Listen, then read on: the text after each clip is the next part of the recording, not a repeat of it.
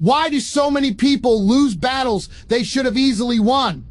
Not because they were weak, not because the world was unfair, but because they were controlled by their emotions. That's the real war. The world doesn't break you. Your reactions do. Every time you get angry too quickly, every time you panic, every time you let fear or doubt make your decisions, you hand over your power. And the truth is simple.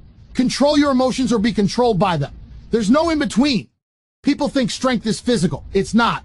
Real strength is staying calm when everything around you shakes. It's the ability to feel anger but not explode, to feel fear but still move forward, to feel doubt but still execute.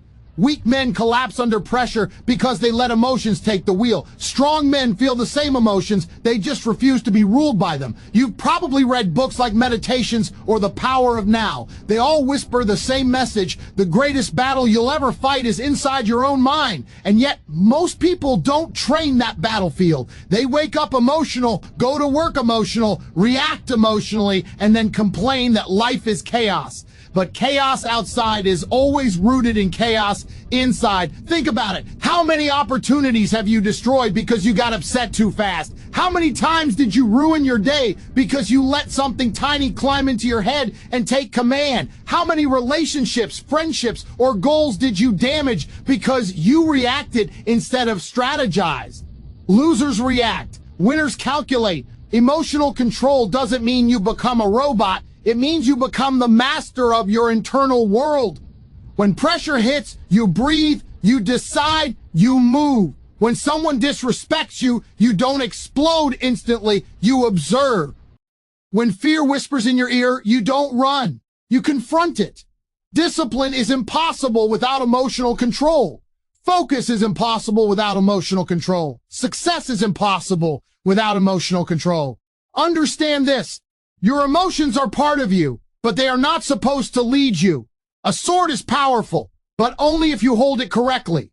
Your emotions are the same. They can cut through obstacles, give you energy, intensity, passion.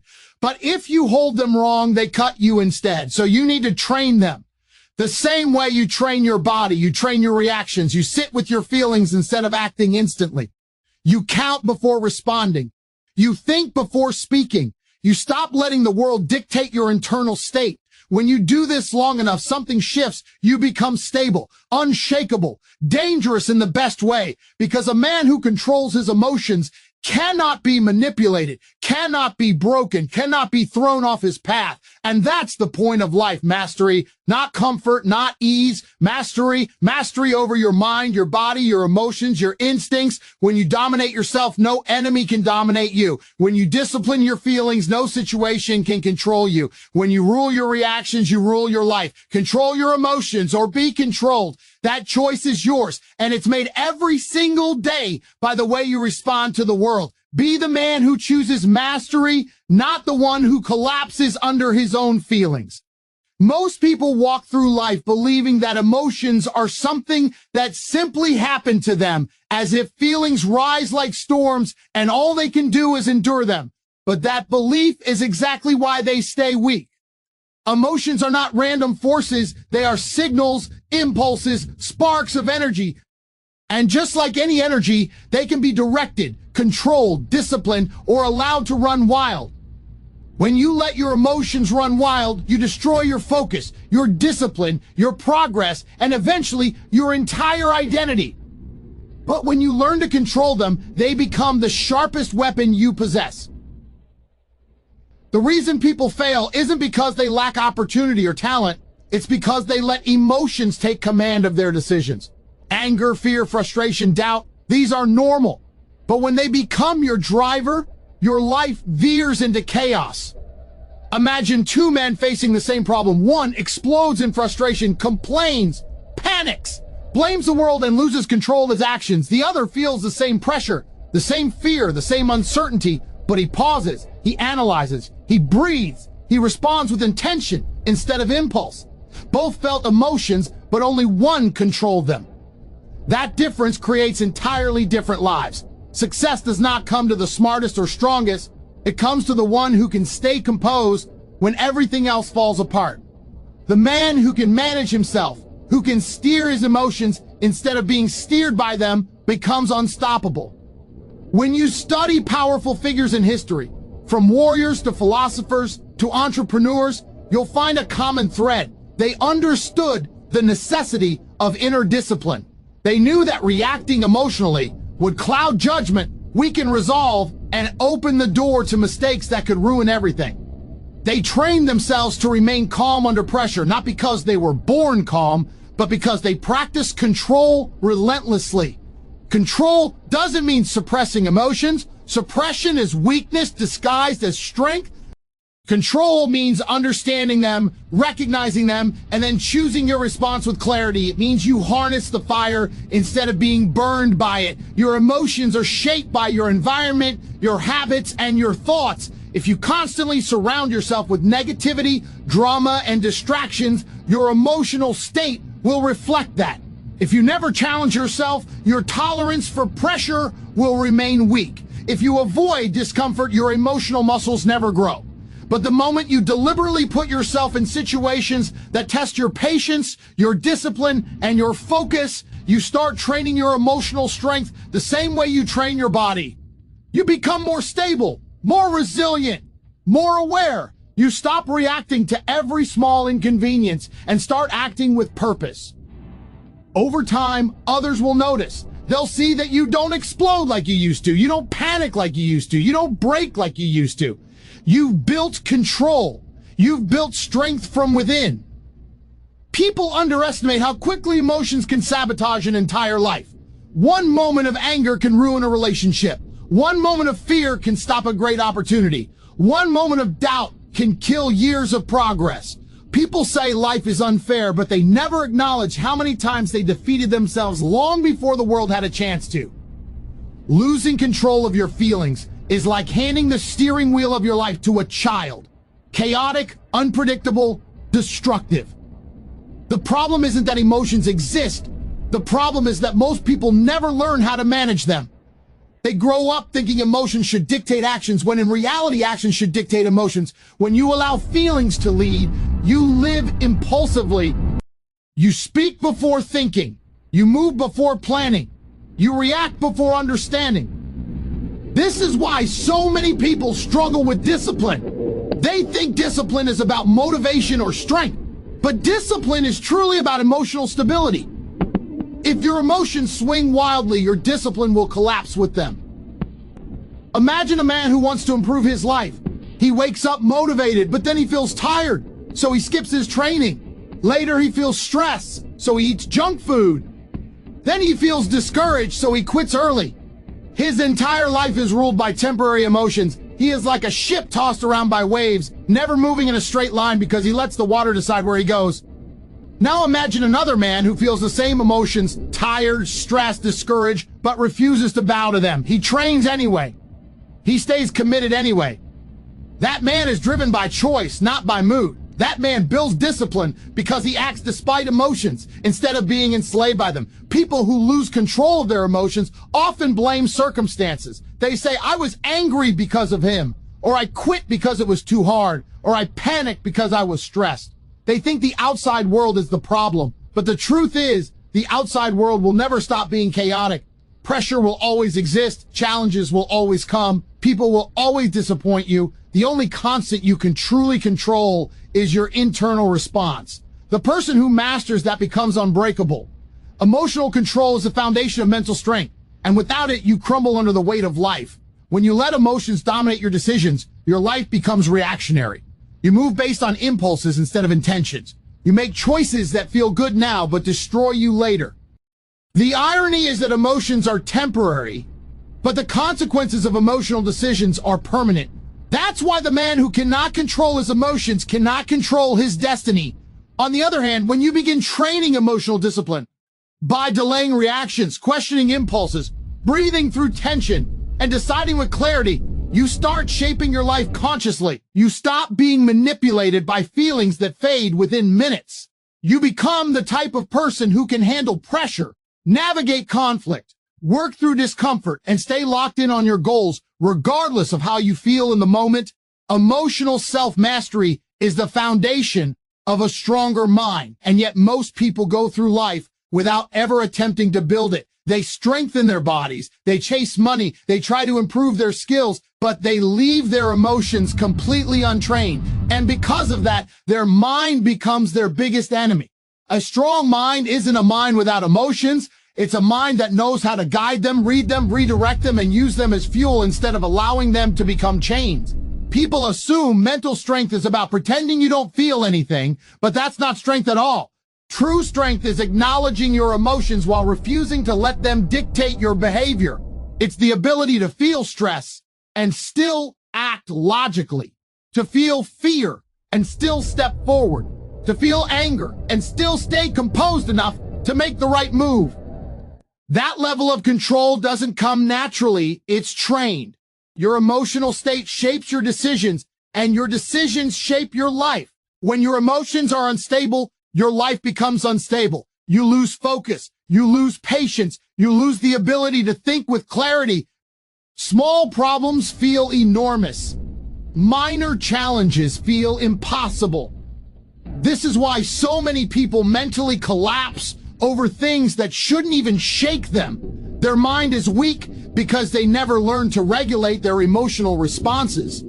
But once you start building emotional discipline, your inner world becomes stronger than what's happening outside. You become someone who can weather storms without losing direction. Books like Man's Search for Meaning or The Obstacle is the Way highlight a powerful truth. The mind becomes unstoppable when it can frame difficulty as purpose instead of pain. Emotional mastery allows you to do exactly that. When you're in control of your emotions, challenges no longer feel like attacks. They feel like opportunities to sharpen yourself. Pressure doesn't overwhelm you, it centers you. Criticism doesn't break you, it guides you. Adversity doesn't make you collapse, it makes you evolve. People who lack emotional control take everything personally. They believe the world is punishing them. But those who master their emotions see the world as a forge. Every hit shapes them into something stronger. A strong mind comes from awareness. You start noticing your emotional patterns. You observe your triggers. You recognize when your body is reacting before your brain has time to think. And instead of being dragged by those reactions, you intervene. You breathe deeper. You slow your thoughts. You question your impulses. Every time you do that, you take back a little more control. Over weeks, months, years, you become someone with mental stability that others admire and cannot shake. Eventually, emotional mastery becomes a habit. You stop overreacting. You stop spiraling. You stop creating problems with your own thoughts. Your mind becomes clear, sharp, resilient. You become someone who makes decisions with intention, not desperation. You become someone who moves through life with a calm that others cannot understand because they've never experienced it themselves. Your reactions shape your life far more than your circumstances ever will. Yet most people spend their entire existence trying to change the outside world instead of mastering their internal world. They want better opportunities, better luck, better people around them, but they ignore the fact that two individuals can face the same situation and end up with completely different outcomes simply because one reacted with discipline while the other reacted with emotion. Life isn't determined by what happens to you. It's determined by how you respond to what happens. You can't control everything, but you can always control your reaction. The moment you understand that, you stop feeling powerless and start becoming responsible for your own direction. A person with poor emotional regulation reacts instantly. They get offended easily. They get discouraged quickly. They get stressed, panicked, overwhelmed, and they let those reactions dictate their behavior. If someone criticizes them, they shut down. If something becomes difficult, they quit. If a plan fails, they throw away the entire goal. Their reactions become their prison. But a person with strong emotional control responds instead of reacts. When they hear criticism, they filter the emotion and search for the truth. When difficulty rises, they adjust their strategy instead of lowering their effort. When plans fall apart, they build new ones with a calm mind. Nothing controls them because they control themselves. Life tests you constantly, and most of those tests come in the form of reactions. Someone disrespects you. Do you explode or do you calculate? Something goes wrong. Do you fold or adapt? Do you feel fear? Do you freeze or move forward? You cannot avoid these moments. They will happen again and again, no matter who you are. The only thing that changes your outcome is how you respond. People often believe their environment is toxic, but the truth is their reactions to that environment are what poison their life. Two people can experience the same hardship. One will be crushed while the other will rise. The difference is internal, not external. Reaction determines momentum. A small setback can either be the start of a downward spiral or the beginning of a powerful comeback, depending entirely on how you respond. When you react emotionally, you drain your energy. You reinforce weakness. You validate fear. You teach your mind that panic is acceptable. But when you respond with calm intention, you build mental strength. You create stability. You become someone who can move through chaos without being shaken by it.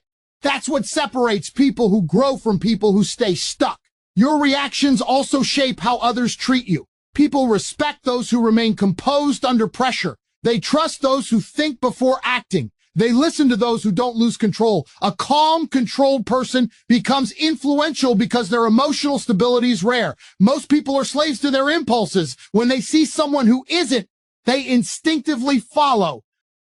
Your reaction is a message to the world about who you are, and every moment tests whether you live as someone in control or someone controlled by everything around them. Winners stay calm under pressure while others break, and that single difference creates two completely different lives. Pressure reveals the truth about a person. When everything is going well, anyone can pretend to be disciplined, confident, and strong. But when life hits hard, when plans fall apart, when uncertainty rises, that's when you see who is truly built for greatness. Most people crumble because they've never trained their emotional endurance. They let panic take over. They let frustration cloud their thinking. They let fear freeze them. And once their emotions take the lead, their decisions become sloppy, desperate, or reckless. They stop moving with purpose and start moving with survival instincts, which destroys their potential. A winner handles pressure differently. He feels the same fear, the same uncertainty, the same stress, but he processes it with a controlled mind. Instead of panicking, he observes. Instead of breaking, he stabilizes. Instead of losing himself in emotion, he channels it into focus. Pressure doesn't overwhelm him because he sees it as a test, not a threat. This is why winners grow stronger while others collapse. They understand that pressure is a byproduct of responsibility and ambition. The more you want from life, the more pressure you will face. Weak men avoid it because their emotions are too fragile to handle intensity. Strong men lean into it because pressure sharpens them. Look at any high performer, athletes, entrepreneurs, leaders, warriors, and you will find the same trait. Emotional composure under fire. Think of a fighter in the ring. The one who gets emotional becomes sloppy, swings wildly, wastes energy, and gets knocked out. The one who stays calm can see openings, time his moves, conserve energy, and win the fight. Life works the same way. When you stay calm, you think clearer. You make better choices. You protect your energy. You stay aware of your surroundings. You act instead of react. You remain dangerous in a controlled way.